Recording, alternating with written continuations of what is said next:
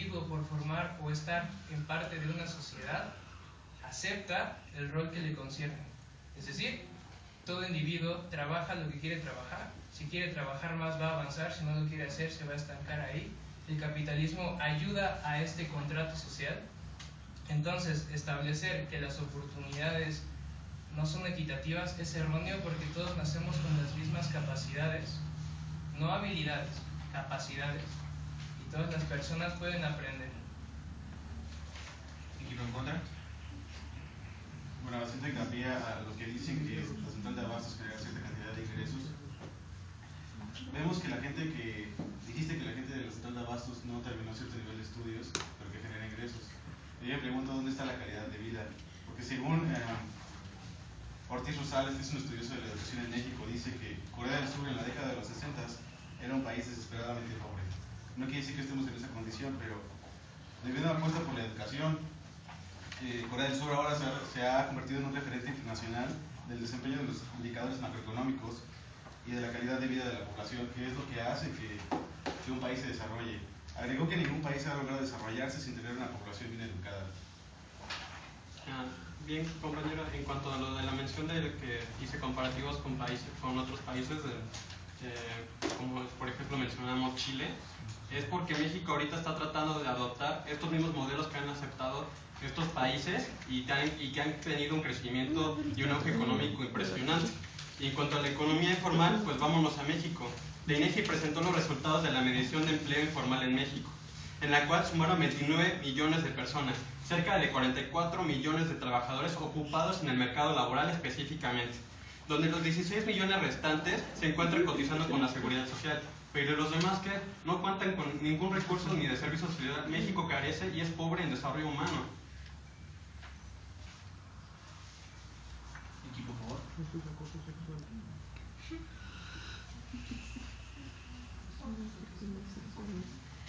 Tomando en cuenta que dijiste lo de la central de abastos, que son informales y que no tienen derecho que no tienen las mismas garantías o recursos, volvemos con lo de darwinismo, me parece, que donde dice que cada quien establece su rol. Entonces, si ellos tienen cierto ingreso y tienen la capacidad de cubrir esas garantías, ¿por qué? ¿A qué se debe?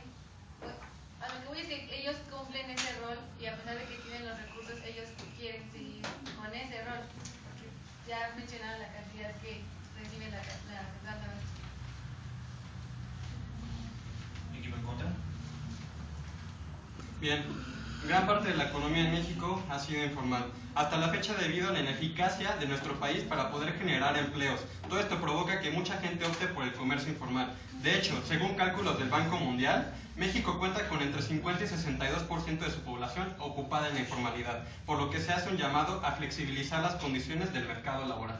Muy bien, sin embargo, recordemos lo que dice la MAE acerca de que México sigue siendo un país agrícola, es decir, el principal fuente de ingresos en cuanto a exportación tiene que ver con la agricultura. La agricultura se encargan los agricultores de hacerla, la redundancia. Entonces, no se puede hablar de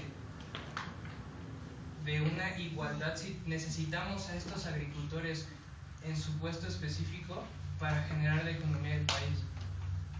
Bien, en cuanto a esto, mientras se mantenga una protección al sistema monopólico en todas las ramas de producción, como las que tú me mencionaste hace rato, y prestación de servicios, sea transporte, sistema financiero, sistema agroalimentario, en materia de telecomunicaciones, pues no hay más concesionarios ni se aboriza el propio, y sin una fiscalización en las repercusiones, nuestra economía nunca crecerá. Ok, ya se acabó el tiempo. Procederemos a una pregunta del público, si es que existe.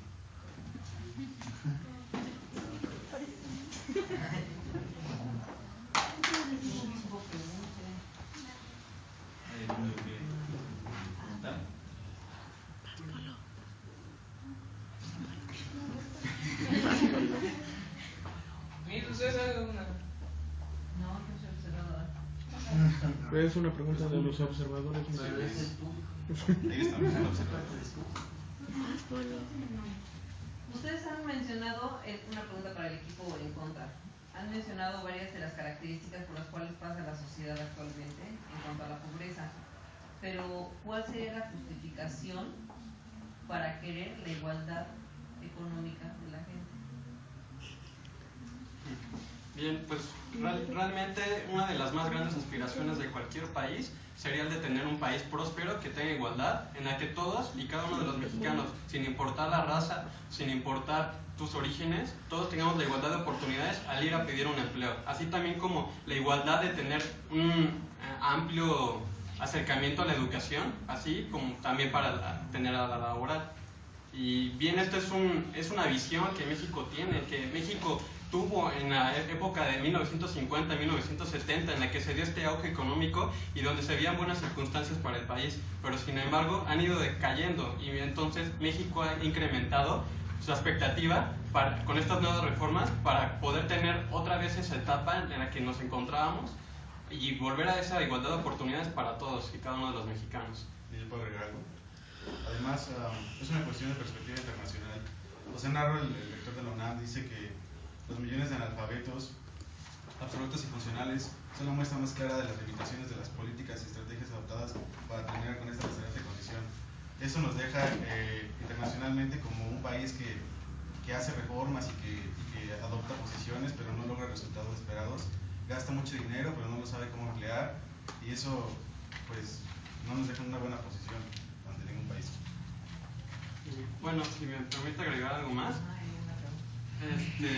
Bueno,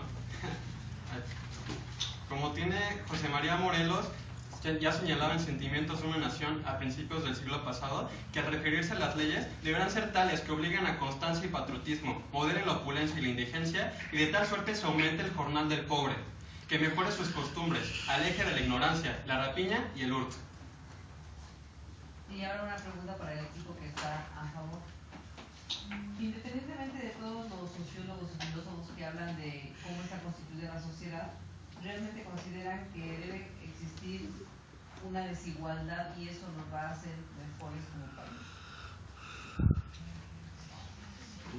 No mejores, pero establecen los roles, es decir, pues, cada quien hace su esfuerzo y sus méritos para poder salir adelante o para establecer el nivel socioeconómico que tiene, porque, por ejemplo, hablaban de la educación, o sea, tenemos muchas escuelas públicas, ¿sí? Pero, o sea, cuando no te, o sea, puedes ir en un semáforo y te encuentras a chavos, o sea, que sí están bien, tienen todo, pero prefieren caer en la mediocridad. Entonces, yo digo que sí está bien porque, sí, cada quien establece su rol, o sea, a pesar de que tenga las oportunidades, deciden tomar otro camino, otra decisión. Además, cualquier sociedad autosuficiente tiene que cumplir con todos los sectores laborales. O sea, y eso ya no estamos hablando de lo que haya dicho Adam Smith, de lo que haya dicho nadie. Todos los sectores, para que una sociedad sea autosuficiente, se tienen que ver satisfechos, porque tiene que haber servicio médico, porque tiene que haber servicios de educación, porque tiene que haber servicios de alimentos. Ya el valor que la misma sociedad le quiera dar a estos diferentes estratos es indiferente. Además, más que mejor o peor, diferentemente de eso, se trata acerca de, como mis compañeros dicen, de un rol en cuanto a que ya está comprobado de que el comunismo, que significa que todos tengan una igualdad, pues simplemente no se logra, no logra correr bien en la sociedad. ¿Por qué? Porque hasta el día de hoy aún no se está lista para llegar al comunismo. Marx establece que un país tiene que pasar por distintos procesos y sistemas económicos para poder llegar a un comunismo utópico.